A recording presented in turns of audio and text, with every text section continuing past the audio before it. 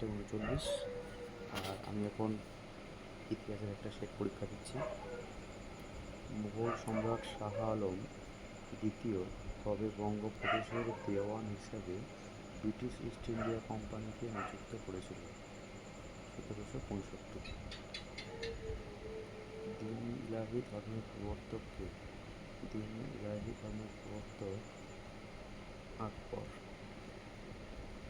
Dash প্রশাসন মুঘল সাম্রাজ্যকে সুসংহত করার সময় সম্রাট আকবরের অনুসরণ মডেল হয়ে ওঠে? সেটা হচ্ছে শেরশাহ সূরির মডেলটাই আকবর অনুকরণ করে।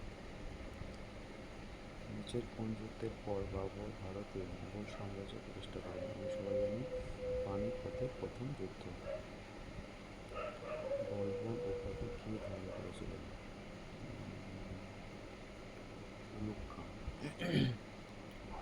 1528 সালের চান্দোলিতে বাবর কাকে পরাজিত করেছিল? মেহেদী মিরাজ। দেওয়ান-ই-আর্চ মূলত দিল্লি সুলতানাতের অধীনে কিসের বিভাগ ছিল? এটা অর্থনৈতিক না সামরিক পরিষদ। দিল্লি সুলতানাত আমলে তাবাকাত-ই-নাসিরি কে রচনা করে? তাবাকাত-ই-নাসিরি মিনহাজ-উস-সিরাজ। নিম্নলিখিতগুলির মধ্যে হিরণ্যগর্ভ নামক আচরণ পালন করেছিল কে? প্রথম কৃষ্ণ বা তন্ত্রীদুর্গ? মেবি তন্ত্রীদুর্গ। এশিয়া নুন। মোহাম্মদ বিন তুগলক রৌপ্য মুদ্রার পরিবর্তে ড্যাশ নামক একটি তামার মুদ্রা প্রবর্তন করেন? সেটা হচ্ছে টঙ্কা। দেখা যাক স্কোর কত হলো।